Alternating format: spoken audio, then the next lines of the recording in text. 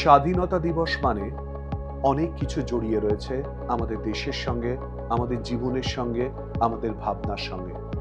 আর এই স্বাধীনতা দিবসের আগেই নেতাজি সুভাষচন্দ্র বসু, যাকে নিয়ে আমরা গর্বিত, অহংকারে আমাদের বুক ফুলে ওঠে।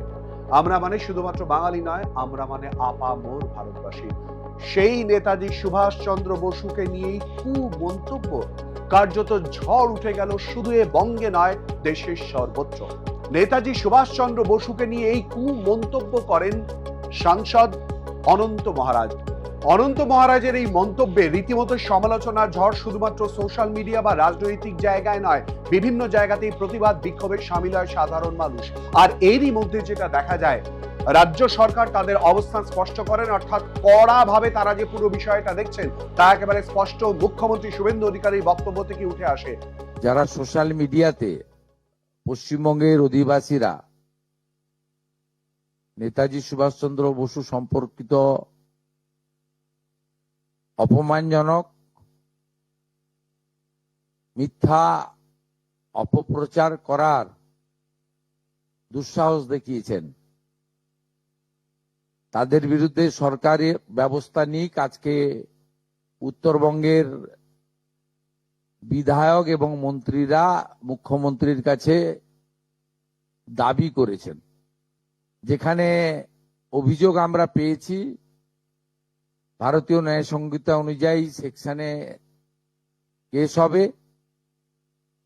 ফেসবুককে এবং সোশ্যাল মিডিয়ার যে প্ল্যাটফর্ম আছে, তার যে সিস্টেম আছে, সেটাকে আমরা রাজ্য সরকারের পক্ষ থেকে সোশ্যাল মিডিয়া প্ল্যাটফর্মেও তাদের বিরুদ্ধে ব্যবস্থা নেওয়ার জন্য লেখার ব্যবস্থা করছি এবং নির্দিষ্ট ধারাতে গ্রেপ্তারিও শুরু করার জন্য পুলিশকে নির্দেশ দেওয়া হচ্ছে। পুরো বিষয় সামনে আসার পরই রাজ্য সরকারের তরফ থেকে অবস্থান স্পষ্ট করা হয়। যেমনটা এর আগেও বলছিলাম, অর্থাৎ মুখ্যমন্ত্রী শুভেন্দু অধিকারী শুধু বলেন না, করেন। কি করলেন তিনি ইতিমধ্যেই অত্যন্ত গুরুত্বপূর্ণ বৈঠক করেন এবং বৈঠক করে যারা নেতাজি সম্পর্কে মন্তব্য করেছেন তাদেরকে আইডেন্টিফাই করা এবং দরকারের প্রশাসনের তরফ থেকে বেশ কতগুলি ক্ষেত্রে কড়া সিদ্ধান্ত নেওয়া, এই সমস্ত নির্দেশ তিনি দেন।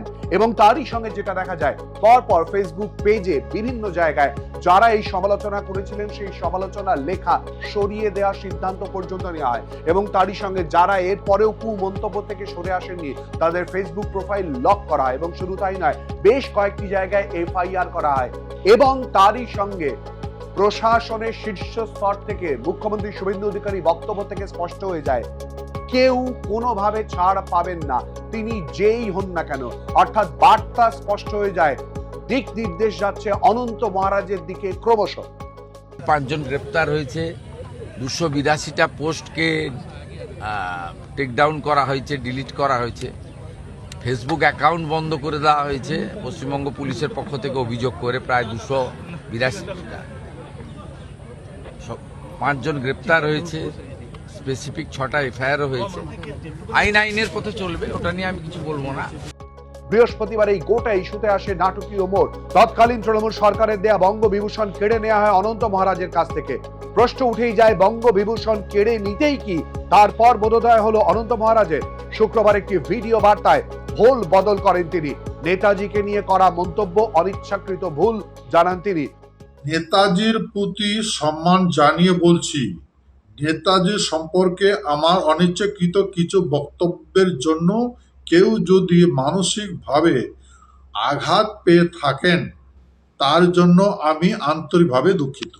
ক্ষমার অযোগ্য কাজ করেছেন তিনি, তারপরেও তিনি একজন বর্ষিয়ান মানুষ, সিনিয়র নাগরিক হিসেবে আমার মনে হয় এটা ইতিবাচক হিসেবে দেখা উচিত। আইনের পথে চলবে, কিন্তু উনার বয়স দেখে আমি বলবো যে উনি যেটা কাল মধ্যরাত্রে নিজের ফেসবুক অ্যাকাউন্ট থেকে করেছেন এবং আলাদা করেও ভিডিও করেছেন, ইতিবাচক হিসেবে দেখা উচিত। এবং এটা থেকে সবাইকে উনি নিজেও বলেছেন যে পরবর্তী মন্তব্য থেকে সতর্ক থাকবেন। তাহলে প্রশ্ন উঠছে, কেন আগে এই অনুশোচনার জায়গা তৈরি হলো না? কেন অকারণে এই মন্তব্য করতে গেলেন? ইতিহাস সম্পর্কে বিস্তারিতভাবে না জেনে তার এই মন্তব্য করার কি প্রয়োজন ছিল?